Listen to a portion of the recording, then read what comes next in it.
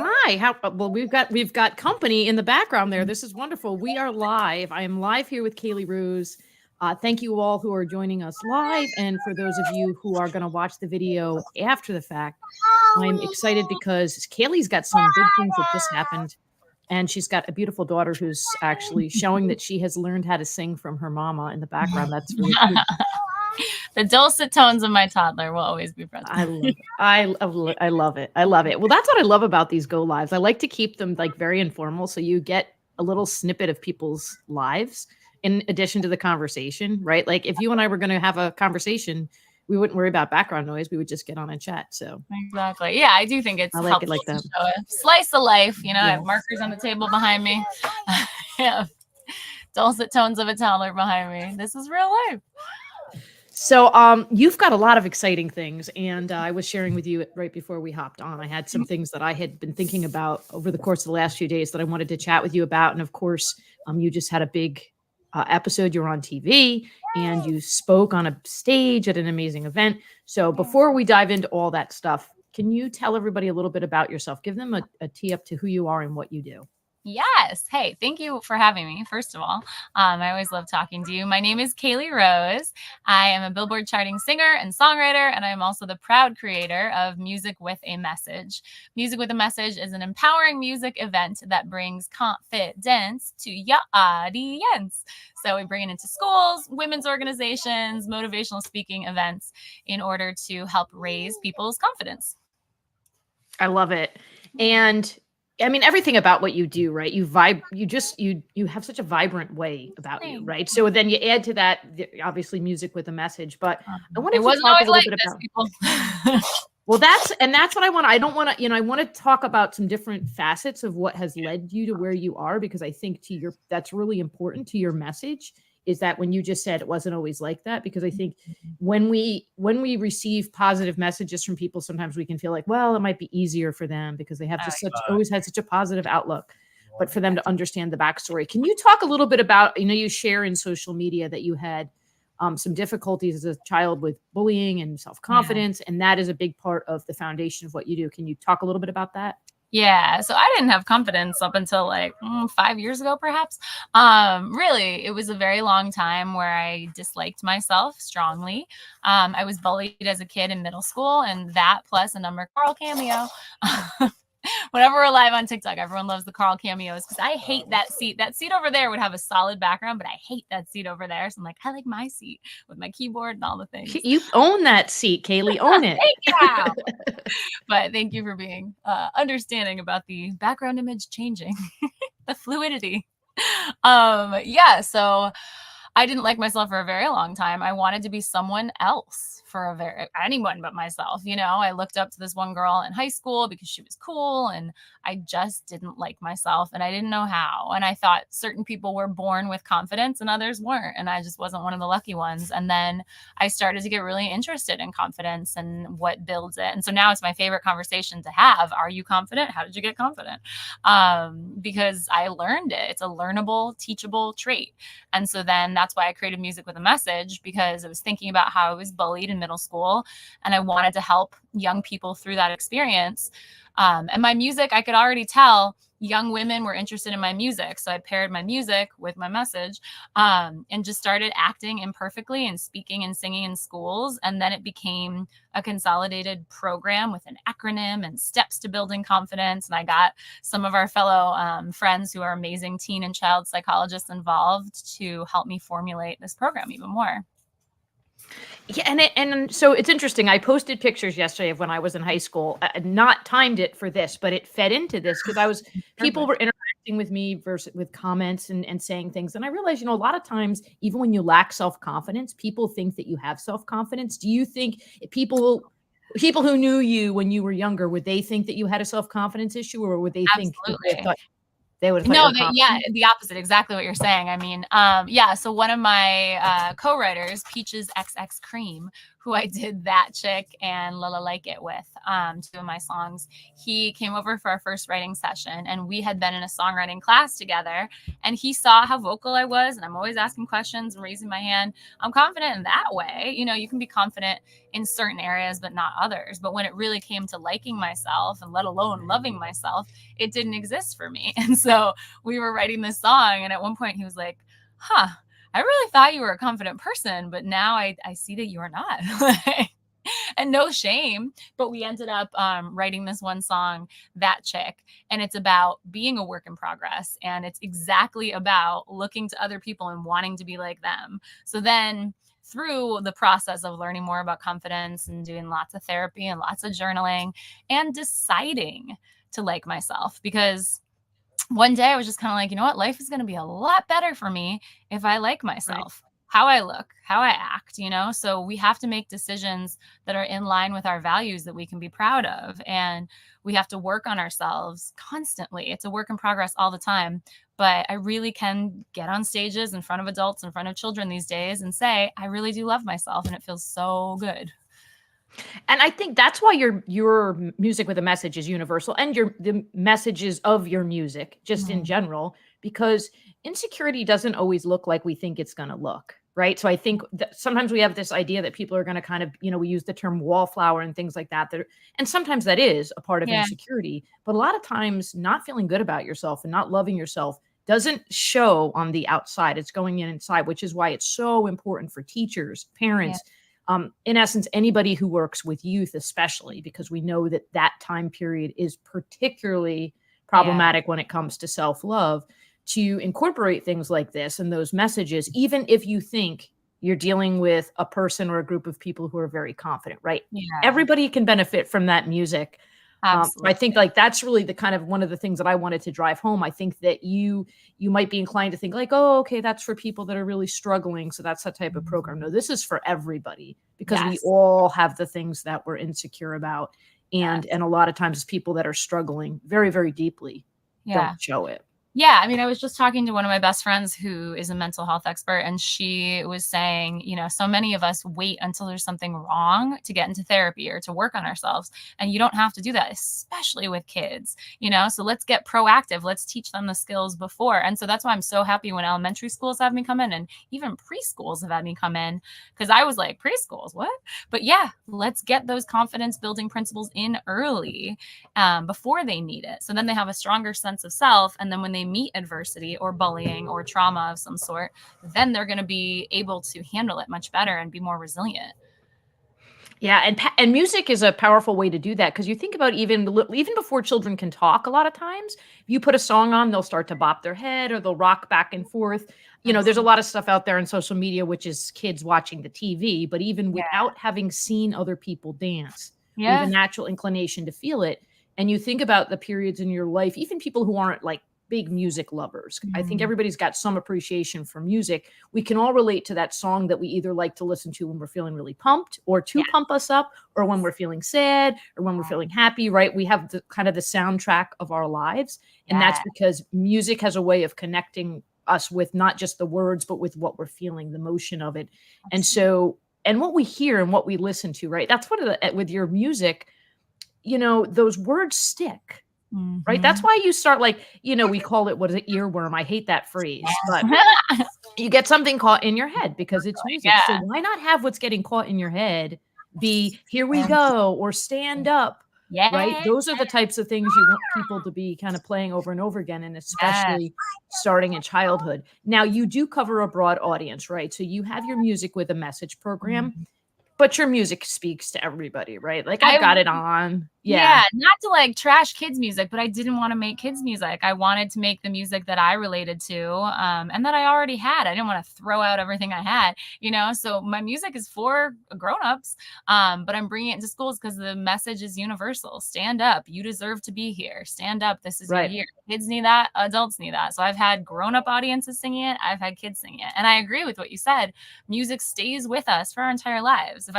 My favorite example is if I start singing in West West Philadelphia, born and raised. On Most the people playground, were is that around right? the time, you know, they can pick up and fill in the Yeah, rest of that. Even if they're like, oh, I haven't heard that song in years, yeah, it's somewhere in here and it stays. So when I'm singing these songs, I'm giving them affirmations like we are the brave ones and all of the right. details in that song. They get to carry that in their hearts and their souls and their identities for forever. Now, how long have you been to, just from a music perspective? So, how long have you been playing the piano, for example? Piano. I mean, I started voice and piano when I was 8. I never had Okay. the drive for piano. So I dropped it not very quickly, but much quicker than voice. I've always been a singer and that's my passion. And then I started songwriting 6 years ago, and a friend of mine helped me figure out, like, I knew sheet music. I wasn't very good at it, but then to know how a song is composed, that was like unlocking every song in the world to me. So then to be able to write my own songs and put the chords together was a path, you know, and I'm still Yeah. not this kind of virtuoso on the piano. I would love to be, but yeah, I'm working, you know, I'm good enough to get up there on my own, and I'm very proud that I can be self-sufficient because I didn't want to depend on someone else to play piano for every single gig, you know. Yeah, my mom played the piano and she Oh started yeah. teaching me very young. I didn't stick with it. I have a similar regret in regard the same as you, is that I'm You like, always I pick it literally back had up. a live-in lesson. I should, you know, it's a Yeah. time thing. And I think like, so, I mean, I have a You guitar play and guitar?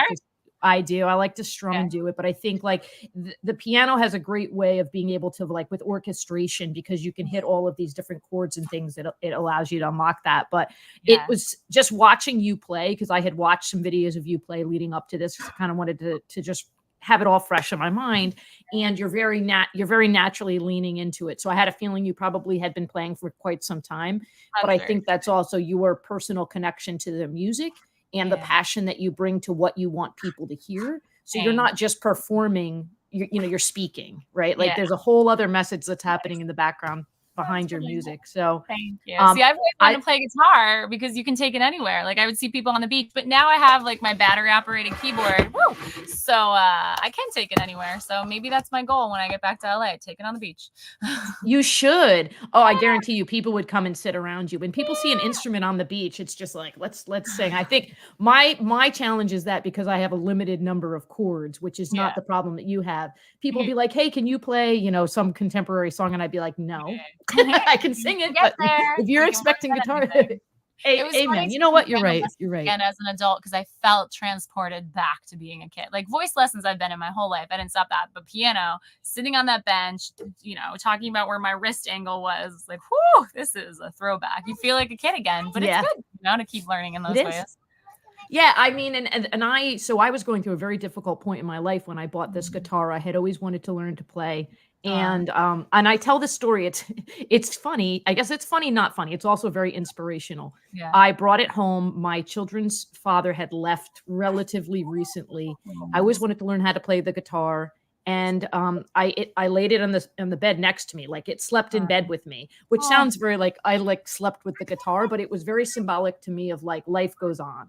Like you're yeah. not alone. You've got like a whole world out there to give. So it's got that connection to it. But I think you're right. And I think for kids, and you can see it even in your music with a message, Yeah. with the kids, you're giving them the instruments, that's an additional level of empowering, right? I'm Yeah. making the music. I'm singing Yeah. the song. I'm creating the music.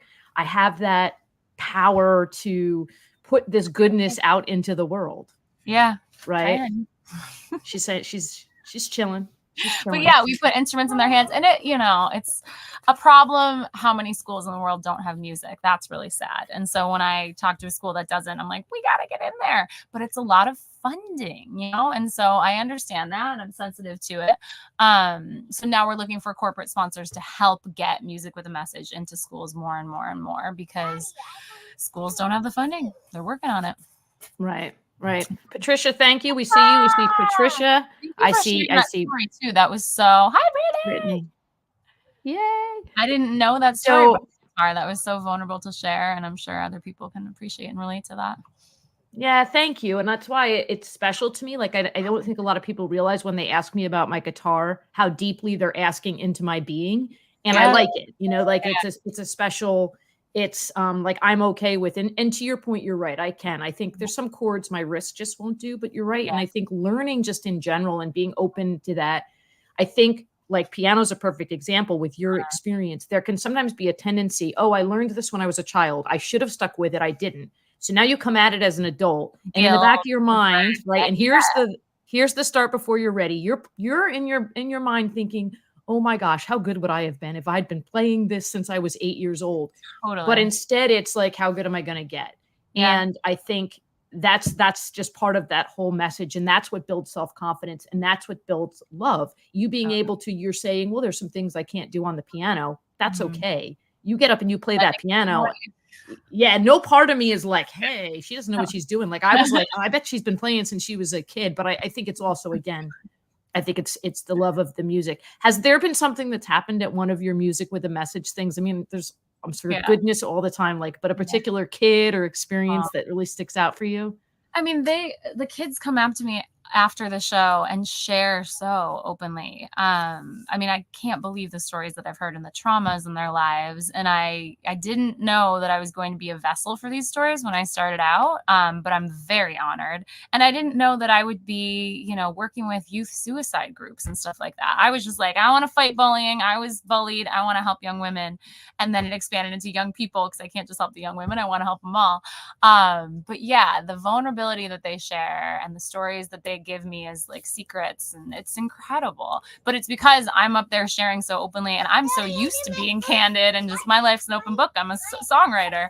And so that to me comes very naturally. And then their bravery. And then also, after my song Stand Up, it was a fluke, an accident. And one of the teachers was like, how about we take this opportunity to stretch our legs, and we have people raise their hands and talk about when a good time to stand up for yourselves is, or others. And then that has become an integral part of every single show. And the answers they give, I mean, they blow me away. We should not underestimate kids because they're so incredible. Patricia did come see me in New York. It was amazing. They did. They rushed the stage. They got autographs. It was the sweetest thing in the world. Kids are just so amazing. I mean, I just read this They voiceover are. audition this morning for a commercial, and it was all about, I can't like give away details, I'm sure, but it was all about how incredible kids are. And I was like, this is perfect for me. Yeah, and I'm glad you just mentioned that. That's like one of the things that I like, and I don't talk about it a lot on social media. It's more like in community stuff I do. A lot of times we talk about, oh, these kids these days and this generation, and this generation has had a lot of hits. I mean, they are a resilient group. So are there some things that we have to work with them on in navigating social situations and what working in person is versus working remotely? I think that Yeah, there are some pieces that training needs to take place. of But course. this generation is as amazing as the last generation and as the generation that will come No one's after them. yeah. And we've got to, and our responsibility as a world, right, Yes. is to continue to value everybody from the beginning to the last breath that they take, right? Absolutely. So that's a cool. Now, I like what you said about learning self-confidence, Hmm. because I think that that's important. I don't think it's if I hit this goal, I'm going to feel better about myself, or if Hmm. I could just lose this weight. I think that self-confidence has to do with loving who we are and embracing that we are miracles and amazing with the gifts that we're given. So Yeah. I think about when you talk about learning as a teacher, right? There's always those fundamental things that you have to learn before you can get, right? Like the hierarchy of learning. You've got to learn 1+1 before you can do long division. What is Yeah. one of what you would consider a fundamental thing in teaching people self-confidence? Whew, so many. I was just talking with someone about my concept of self-like, because I feel like self-love is something we talk about so often, Mm. and this culture, we're all self-love, put lotion on your body, self-love. But when you hate yourself, which I have been privy to, self-love feels impossible. So I talk about self-like because that still feels a long way off, and practicing self-gratitude. I mean, if I hate the look of Mm. my nose, which I did for a while, hopefully I can look in the mirror and appreciate that my nose helps me smell my mom's chocolate chip cookies, and then work to that, and Right. Yasmin Saad, amazing, her, Oh, wow. Yeah. psychologist in New York City. She had this exercise where you look in the mirror and you think about, okay, well, I got my nose from my grandma, And how do I feel about my grandma? Do I love her? Is she funny? Is she so many other things? And connecting it to your heritage sometimes helps people have that deeper connection. So I thought that was an interesting thing. And then, I mean, we work on affirmations a lot through music with a message, but there's also research now that affirmations isn't enough. Affirmations actually breeds kind of narcissism because affirmations alone, Right. I got you. Yeah. If we look in the mirror and we're just like, I'm awesome, I'm all these things, and it's not anchored in anything, then we're empty in that way. So we also want to focus on small achievements every single day. So I send kids home with their wow lists. Did I attempt to tie my shoes today? Doesn't have to be I tied my shoes today. You know, it's those little things and building that confidence through our choices. You know, I'm choosing to feel good about what I did today. I also have this one. I'm sorry, now I'm sharing 5. But the different ways that we can perceive things, including ourselves, because at any moment I can look around a room and find things I don't like. You know, we just renovated this Airstream and I'm like, oh, I hate that those cabinets aren't done. I hate this. Or I could look around and say, oh my God, this was a shell and we filled it and we have a desk. You know, we really can look at the same situation 2 different ways, and we can do that with ourselves as well. So perception. That's beautiful. And that's something that I struggle with a lot too. Look, so I'm going to be really candid. I shared the guitar story. I will tell you something else vulnerable. Are you ready for this? My Christmas tree is still up. We have not had time to take the Christmas decorations down. This is, and it's interesting because like I was going to do something the other day and I was going to take a picture and I was like, oh, I don't necessarily want the Christmas decorations in the background. People are going to be like, but you know, things have been. Why do you think I put that baseline? Right. Well, and that's the thing. It's like I can focus on that I haven't been able to get that accomplished, or I can focus on the fact that I was, and this was a big deal for me, able to say, I'm not going to worry about that because there's more important things right now. And it's okay. So much this year. I'm like, if you ever need a year, I will be the Deb Harrison team, you know? I'm so proud of everything you've been building. I appreciate that. I do. Priority. Yeah, you've got to and I think that, I'm the same way as I tend to not just about myself, but in my environment, if there's something that I think I could affect change in. So it's not about other people. I'm not criticizing what other people do and don't have, but if it's something that I feel like that I should have gotten done, and we think of that as being outside of ourselves, right? So that's not my self-worth. I'm just going like, oh, that's a mess that didn't get cleaned up. Yes. But every time you're looking at those things, like you just said, the cabinets, you're really talking about what could you or should you have done yourself? And then what does that actually accomplish for you at the end of the day? I love the honoring the wins. Really important for everybody to honor those wins. Yeah. And I need to on that more, you know, because I'm still thinking about the cabinets. Yeah. I'm Christmas tree. Look, I'll come over and I'll do your cabinets. You can come over and undecorate my Christmas decorations. Listen, we move I do this thing with the wise men where on Christmas Day, they start someplace else in the house and then they journey through the house to they haven't moved. So they've literally been sitting like in the same spot. But I thought, you know, it's funny because actually it took them like 3 years. We make it into this very condensed period. It took 3 years. I'm like, at this rate, it may take the wise men 3 years to get picked up and put away. So like next Christmas, they're still going to be. They've become your like elf on the shelf. They're just hiding. Exactly. So I think, and the more we roll into that stuff, and as a parent too, which seeing, you know, you're talking about your daughter there too, like the fact that you're okay with things going on in the background and there being some things that are incomplete. That's a message that speaks louder than all the stuff that we can say about, oh, you know, keep things in mind and don't overdo it, etc. But when we're saying those things and not reflecting that, right? But me saying to the kids, like, you know, making jokes about the Christmas decorations, it shows that like there can be things that are outside of what you normally would expect from yourself. And that doesn't reduce your worth and it doesn't reduce your progress. Absolutely. It's a circumstance. So now what does your daughter, go ahead. I mean, I'm a very highly ambitious person, you know? So when I became a mom, so many people were like, you should applaud yourself for just getting a shower in a day. And I was like, no, like, yes, but that's not enough for me. I don't want just a shower in a day. I want to do all the things I used to be doing and be as productive and as successful in those areas. It wasn't enough for me, you know? So I think give yourself grace for being a high achiever. Right. Being disappointed in yourself, it's natural sometimes if you're someone who wants big things in this world, which sorry, I do.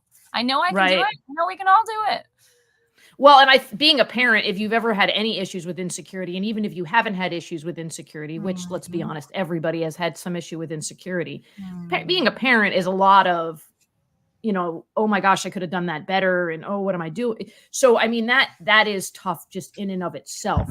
But I think on the bigger platform, even people that are, you look at like an athlete that's naturally gifted and been successful their whole life, which most athletes have had some obstacles to overcome. But let's envision a world where this athlete has just had everything that's happened the way that it's supposed to. There's still that level of, but I could do this, or I could lift this much more weight, or I could have, sprinted this much faster. So we're all chasing something in a way that we're assessing our value based on have we hit that yet? Yes. Also, that's why we surround ourselves with people.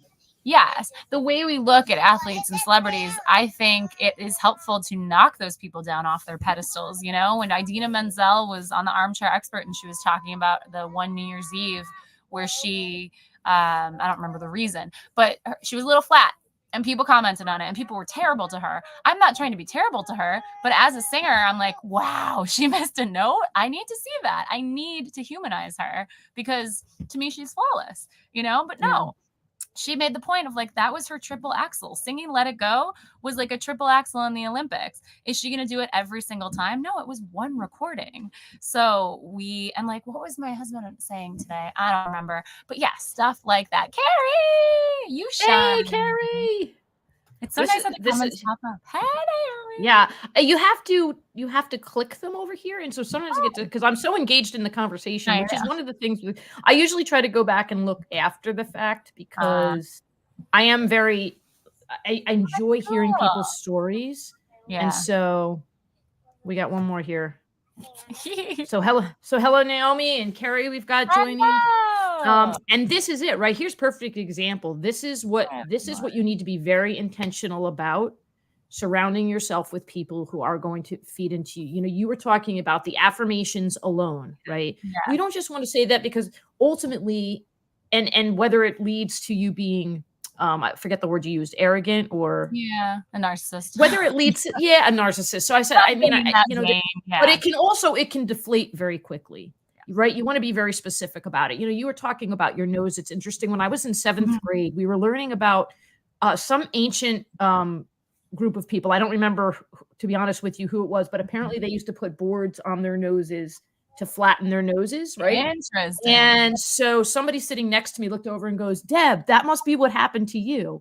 I don't even remember who it was, but I had already been self-conscious about my nose, which now I get these red nose flare-ups to just draw attention to it, to like really make me, but really help you out.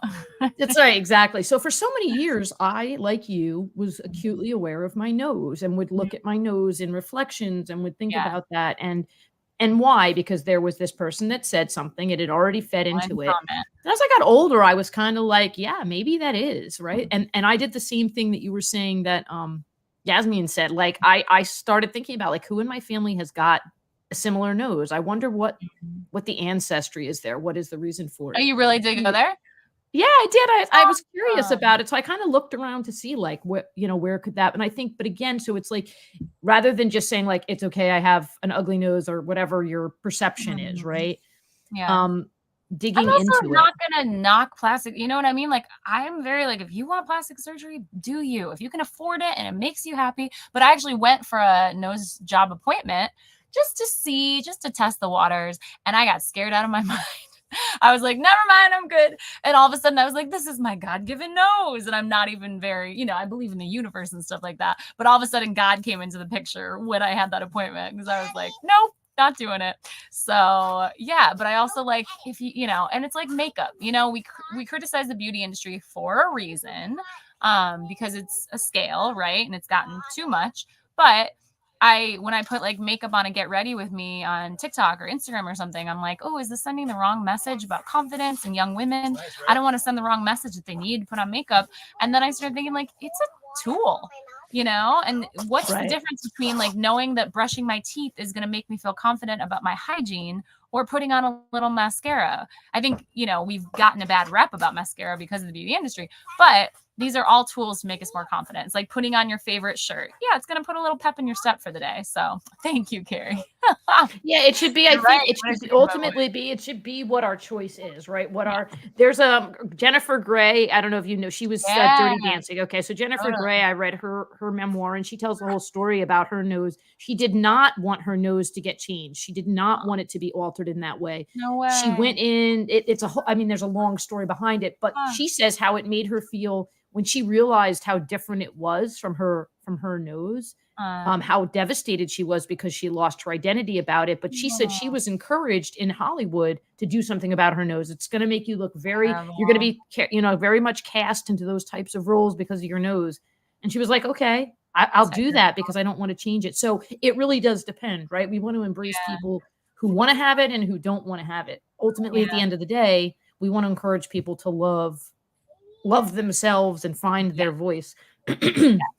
Excuse me. Oh, Carrie says, what if Barbara Streisand got a nose job? She would never have sounded as great. I know. And so many people told her that she should. It's ridiculous. Absolutely ridiculous. Yeah, I know. That makes me very sad for Jennifer Grey.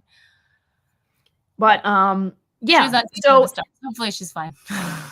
So because you initially, I mean, you'd always been doing positive messaging with your music and stuff, but let's talk about the birth of music with a message. Because I think when you and I first met, and I'm going to share this, it's cool because I met you the first time I was at one of the in-person mastermind events.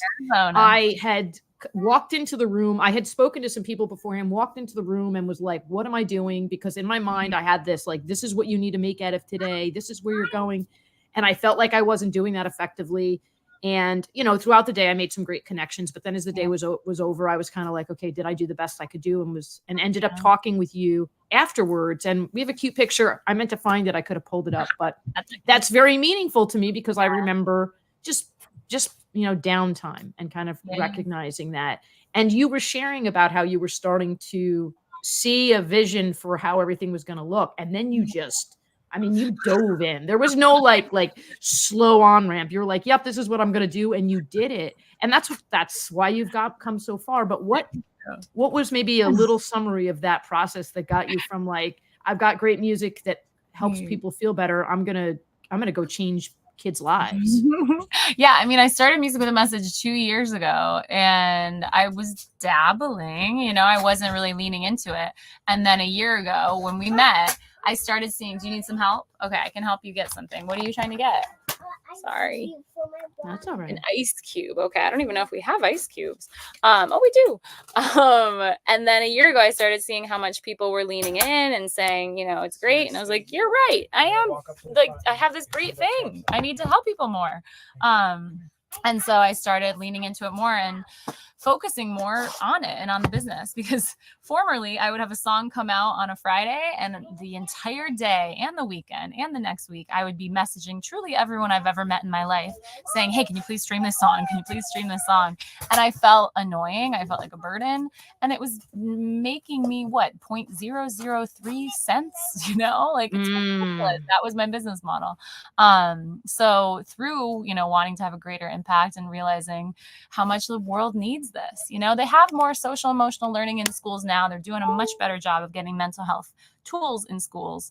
But kids need more and more and more. I think confidence is the most important thing you can learn in school, truly, because I crammed for art history and I made the academics so important. I went to Columbia, one of the best schools in the world. And am I using any of that knowledge from any of my Columbia classes? No, but my thoughts and my sense of self have been with me every single moment of every single day. And so I think we need to teach children how to help their thoughts through the hard times, how to be resilient and try to avoid bullying as much as we can. Oh, you're so sweet, Carrie. Thank you. And I think it's a cool balance too between, you had to pivot. I mean, you haven't totally pivoted because you're still doing the other model as well. It's not like you left it. But sometimes in life, we do have to leave what we thought the original model was going to look like to fit into, we've got to pay our bills, right? Like it would, if we didn't have to worry about that, I'm sure a lot of people would do some things differently, but there is a financial component. Yeah. So when you can find a way to continue doing what you love, whether it's, let's say somebody loves singing, but they're not going to be a professional singer. That doesn't mean they have to stop singing, right? You can sit in your house and sing. You can have friends and family over and do things. So not, if you can't do something as your entire life's work, it does not mean you then can't do it for love. I mean, in your case, you're covering across the board, and that's great. And I think I'm sure with schools in general, there's usually a lot of things that go into kind of getting programs approved Yeah. financially and things like that. And I think Yeah.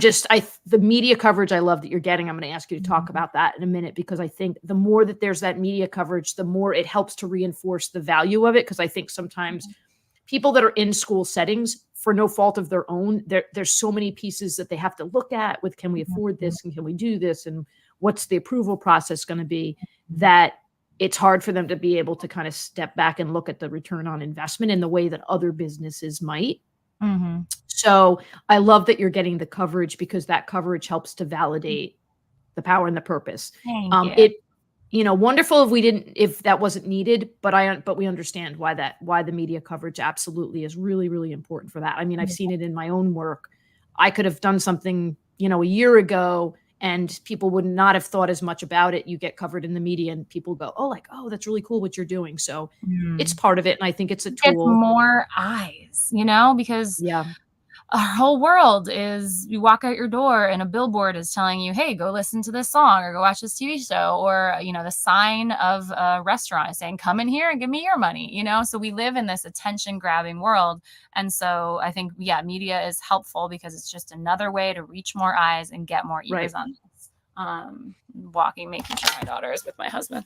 I'm pretty sure he's Okay. walking. But also what you said Good. about artists, it was really helpful because I paved a new path in this industry that didn't really exist for a lot of people. Like, there are some people who are musicians who work corporate events and stuff like that, but I created my whole own thing because, I don't know, it felt like there were a lot of doors closed and barred. And the other thing I was going to say there, you talked about how happy are you if you're doing what you love on the side. I realized, I don't know, I had a hard time being on the side, I remember one time when I was thinking that acting was the thing, I did work as an extra, and being in proximity to the person in the lead role, you're right next to them, but you are not that person. That was very difficult for me. So some artists might feel like, hey, I'm so happy doing this as a side hustle, and some might not feel that way. So it's like a personal creative decision that everyone needs to make for themselves. Absolutely. For Yeah. sure. Here. For sure. And I think, in what you noted too, and I think that's why it's important too for people to feel, everybody's got something that's media worthy, right? Yeah. In different ways. Then I think, to your point, not feeling embarrassed that you're trying to get that coverage because it's going to help people to recognize you're out there. People can't ask you for help or utilize your services if they don't know they're there. And that's the beauty of the media and the beauty of all these opportunities. So do you want to talk a little bit about, you were just on the show. I saw your stuff. I was like, that's so cool. Thank you. I was on Live in the Bay in San Francisco. They are wonderful, professional. Their set was gorgeous. It was a wonderful experience, and I got to reach, more people in San Francisco. And to your point, I think when you have a service that's going to help people, it really is your duty to do that marketing portion, to make sure that you're getting out there in front of people. So many of us have that imposter syndrome coming in and saying, well, who am I? I'm not really an expert. We just are so quick to put ourselves down and not think of the breadth of experience and Absolutely. skills that we have, so if you have something that's meant to help people, it really is your duty to get it out there and take yourself out of it. Like one of our mentors says, help one person every day. And last year, fear comes in imposter syndrome, fear comes in perfectionism. That's my personal favorite. And fear comes in stage fright. And so a year ago, when I had my first media experience being on TV with my music, the day before, I was totally self-sabotaging. I was ruining it for myself. It could have been exciting and joyous. And I was like stress ball the whole time. Thank you, Naomi. You go. And then I finally tapped into that, what? This isn't about me. It really isn't. It's about the people that I'm trying to help. And that shift in focus helped everything. I wasn't worried about how I sounded or what my fingers did or what I looked like. It was about reaching that one person. So yeah, if anyone feels worried about getting on the media or camera shy or anything like that, it really is your duty to help people if you really have something that's going to help people. Yeah, and even if you feel like the industry is saturated with a similar type of content because there's no other you. Yeah. So there can be, and I tell this to people all the time because sometimes people will reach out to me and I'm like, you know what, I have a coach I think you should work with because there'll be something that they'll say that I'm like, oh, I know this person will really connect with you. You could Uh, have 5 people who have the exact same title, background, everywhere, but they're different people. And yes. so there is no oversaturation in any industry of you. There's only one you, and that's what we have to Yes. lean into. So, And how can different people go energies, ahead. you know, and different energies. I mean, there are, you know, you yet like you said, you could say, "Oh, I've been to one therapist. I didn't like them." Well, that there are a million different therapists with different methods and different energies who have different life experiences that could say something to you in a new way. So don't rule out the entire profession or the entire experience just because of one, you know? Absolutely. It's only you. Absolutely. So, how do people what's the best way for Yes. people to get in touch with you? How should they follow you, connect with you? You can find me Caley, Roses in the Flower. Caley, Roses in the Flower. On Instagram, on Facebook, on Spotify, Apple Music. You can find my music. There's a specific playlist for music with a message. If you want to book music with a message, that's at my website too, kaleyrose.com/music with a message. But on TikTok, it's Caley Rose Music because Caley Rose was already taken. I'm just kidding. Yeah, and I know I'm Deb Harrison. There were so many Deb Harrisons. That's why I started going by that Deb because I was Yeah. just like, there are Cute. a lot of Deb Harrisons. But yeah, Of course. Thank you and for I having think me. and I think people can use your music. I see, it's available to use as background music on Instagram, on TikTok. Yeah, I you would can love use to it see for that. reels. We got some Absolutely. good little taglines in there that apply to a lot of different things. Here we go. All those Right. things. Yeah, Yeah. absolutely. Okay, Yeah. parting words Thank from you. Caley to whoever has been live or whoever will watch this afterwards. One message you want to leave everybody with. If there is anything difficult, dark going on in your life, keep going. It gets easier. I used to say that it gets easier because, hey, tomorrow you could get a phone call. Tomorrow you could meet someone new or get that dream job. But now I say you can change your life tomorrow, today. Mm. Because I think that put the external stimulus or the stimulus as external, but it can be internal. You can decide to work on yourself. You can decide to take that risk, go for that thing that you've been dreaming of. So keep going. It gets easier. Awesome. Yeah. Thank you very much. I appreciate you taking your You. time. Thank you to your daughter and husband for tolerating us being on so long. Thank you for And bearing with us in our work from home I life. love it. I love it. I love when people are like in their natural environment A and lot. get to kind of feel that feeling. Thank So, you. That's your thank you, day. everyone. Yeah, thank you for everyone who's joined. And again, thank you for those who follow up. We will check back for comments. If you would like Yeah. a personal introduction to Caley, because you're in of one of my followers and you'd like me to introduce you, please feel free So to reach out to kind. me and I will tee that up. Obviously, I've got a lot of teacher friends out there. So if you're like, hey, help me get Caley in the school, I will Thank certainly you. go to bat for that. All right. You're Take care, everybody. amazing. Have the best day.